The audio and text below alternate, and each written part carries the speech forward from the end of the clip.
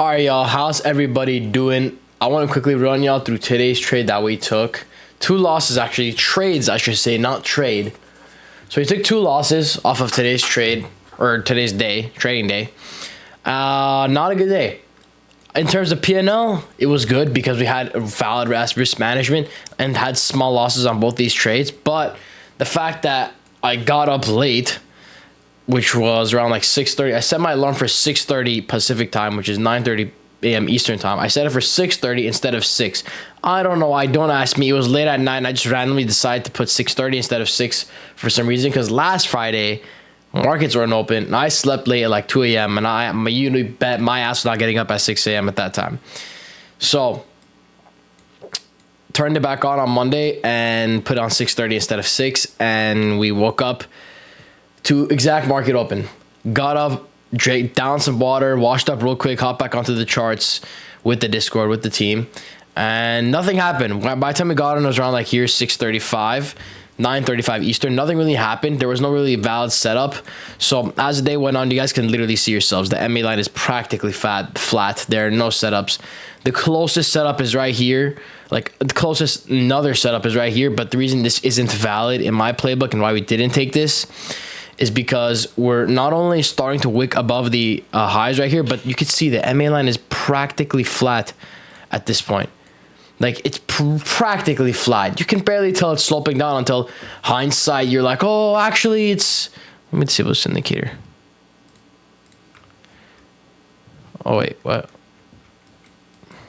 And then in hindsight, you're like, oh, it's actually sloping down, whatever. But so we're not no hindsight traders. That wasn't a valid trade for us to take. We didn't take it. Okay, even though it worked, wasn't valid. If we start seeing plays like this work out more often, we'll add it to our arsenal. But for now, since it doesn't work, based on my experience, we're not going to implement it.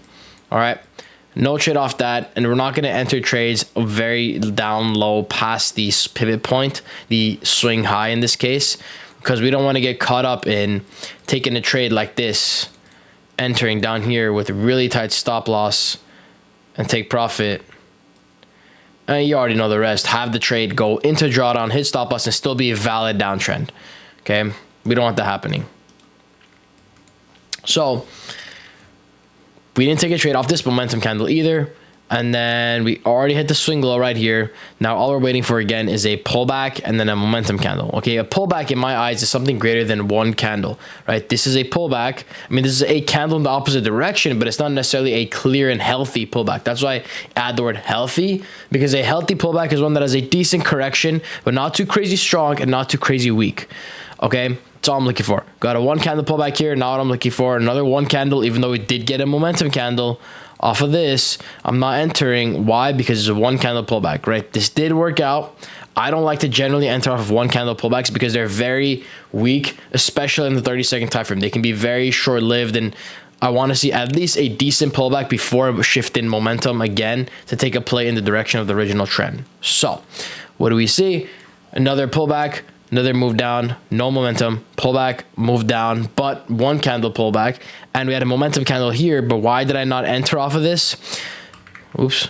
The reason I didn't enter off this is because we closed below the previous swing low. So that's also another thing that I look for not to enter off of. If the candle I'm entering off of, if I want to target the swing low or a one-to-one, I ideally don't want it to even pass the swing low. Once it's past it, I'm a little too late on the move, and I'm cashing the trade either with a huge candle or it's just going to ask too much from price, and I don't like doing that. So what happens is we wait for this two candle pullback. Okay, we got this momentum candle. Looking back in hindsight, it wasn't the best momentum candle to even take a trade off of. That's why if you look back on why we took that trade, our entry was late because I saw the candle form. It wasn't forming the best, but then at the last second it formed good. I'm like, that trade, the candle wasn't the best. Those of you guys who are in the Discord know we talked about it like this. I was like, nah, it's not the best forming, but we'll give it a piece. We'll try it out right here. And we entered right around here at this candle because I saw it go back in drawdown, but I just didn't like how the trade was forming. Also, keep in mind, I did wake up late, so I was just rushing to hop onto the charts. My mindset wasn't on point 100%. So maybe we could have minimized this first loss because we entered on the late. We should have just scrapped it and not taken it. But just because the candle wasn't even forming the best either itself, like just looking back on how the candle is forming, replaying back the live and seeing the candle wasn't forming the best, it was hesitating until the very last second, then it shouldn't be worth forcing any setups like that. Okay, we were approaching the end of my time window. We were downtrending strong. I think the fact that we already had such a strong move down, and we didn't get a setup and weren't able to catch a pullback and get a move on this huge move down, kind of got to my head, which can happen a lot of times, right? You got to minimize that. And I let it get to a little bit, like 20% to my brain, that I wasn't able to get a trade and that I should potentially try to look for a trade. And I was like 20% of my brain tried to force a setup that wasn't A plus, just because we moved such a move down, and I woke up late and I got up and I didn't even catch a single move off this play, even though there was no valid setup, right? These are the times where psychology actually matters, and not forcing setups is key, right? You guys saw last week, we only lost on Monday. That's it. Week before, you guys already know we killed it, hella green. So just the fact that possibly we didn't get a trade all of last week and we got back on the charts, so we don't want another Monday with no setup, probably got to my head, and me waking up late didn't do it any better. So we got up late, took this loss, and then we had another valid entry. Probably this would have been the only valid trade right here, off this momentum candle. The only thing I don't like about this trade is the fact that, like, we started chopping on this way down, very, very weak move down, and then we started chopping up right here. A lot of hesitation, a lot of chop movement, and I end my trading literally a minute after we entered, like 10-15. I don't like to enter after that, because once we start approaching that time zone, that's when I start to see price not continuously trending as strong, and the volatility drops, and we just don't have as much strength anymore.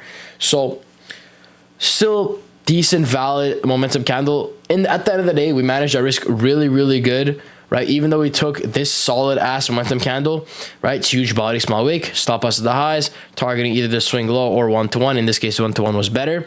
We ended up going light size since these weren't a super plus trades, and we managed our risk properly and didn't end up losing and blowing our accounts. So, you know, that's one good thing, right? We gotta like pat ourselves for actually doing the things that we're supposed to, at least at the minimum, right? We can't just look, oh, I lost, oh, I'm gonna crash, I'll take as many trades as possible, blow my account, go over leverage and size higher. You can't look at it like that. You gotta be like, all right, here's what I did. Okay, I followed my rules. I took trades that were mostly aligning with my rules. I took setups that I thought was A plus. I didn't FOMO into trades. I didn't force setups, at least like 90% of it. I didn't rush into trades. I stayed patient to get my full entry criteria and entered when the candle closed, when I got the momentum candle, put my stops where I was supposed to, put my take profit where I was supposed to, and I didn't change them up when the time came to hit my take profit or my stop loss. I followed it, took my few trades of the day, kept it at that, followed my trading window, that's all I did, and I managed my risk properly as I should while following my discipline. Perfect, right? You can't be a perfect robot that always takes the best of the best trades and always wins and never loses and never makes mistakes, right? Even you guys will see, even I make mistakes. Even I make mistakes sometimes, potentially going in heavier size, maybe taking more trades than normal, or maybe not taking higher quality trades. Although we don't make a lot of mistakes often, this I don't know if I'd consider it a mistake really, but it's the closest to being a mistake, but it's still in the end not a mistake, because we took setups that we thought were valid, we thought were A plus, that align with our rules after looking back at it as well, right? All right, my bedtime alarm. So one key thing that you should look for is after you go back, when you go back on your trades that you took for the day, if you were to replay the data for the day all over again and look at the trades you take, were those valid trades at the times that you entered and the times that you took the trade? Were they actually valid, or were they kind of forced trades? Because the thing is, when you replay the price action for the day or for the trades you took later at night or later in the day, again, after you're done trading, when your mind's not thinking about the market, you're not worried about forcing trades anymore, and you can look back at the market with a fresh mind and look back on your trades and think, okay, was this a valid point in time for an entry? Especially if you play forward the data on a lower time frame and you're able to pretty much replay the lower time frame as well. Or if you record, like literally, that's why I record my live streams and I used to record my trades back in the day. I'm able to go over my trades and see were the setups that I took valid setups? Were they somewhere where I would enter my trades now with a fresh mindset, not actually trading, but I'm still looking at the market, seeing if my trades are valid? Would I have taken a trade at this point? If answer is no, then something needs to be worked on there. Maybe there's some emotional instinct, maybe some psychology issue there at that moment, something in the back of your head that was forcing you to potentially maybe take your trade when you're not supposed to, or miss out on the trade, or get a late entry, or extend your stop loss, whatever it may be. Okay, if the answer is no, then we need to tackle that and see what causes that. But if the answer is a yes, then that's fine. Then that's a valid loss. If it follows all your rules, you weren't trading with emotions, in hindsight, you would still have taken that trade because it's very valid, then there's nothing you can do about it. It's just a loss, part of the strategy that you have to accept, because losses are part of the game, right? You can't win them all. You can't. It's part of the game. It's built into probabilities, which is trading. A lot of people think, oh, let me just add a bunch more confidences that'll somehow make my strategy more profitable, but it's not. You can go ahead and try it for yourself, and it's not going to happen. You're not going to magically get a 100% win rate. You're not going to magically get a 95% win rate with a 1 to 10 RR. So maintain your consistency with your own simple strategy. Stick to it, which is exactly what I'm going to do, even though I've taken 2 losses back to back. And I'm not going to think about it. Once I see my performance actually going down the drain over a larger time scale, over a larger horizon, possibly weeks to months, then I'll analyze my performance and see, okay, what am I doing wrong? Am I taking the trades like I told you guys? Am I taking my trades that I would after look back in hindsight?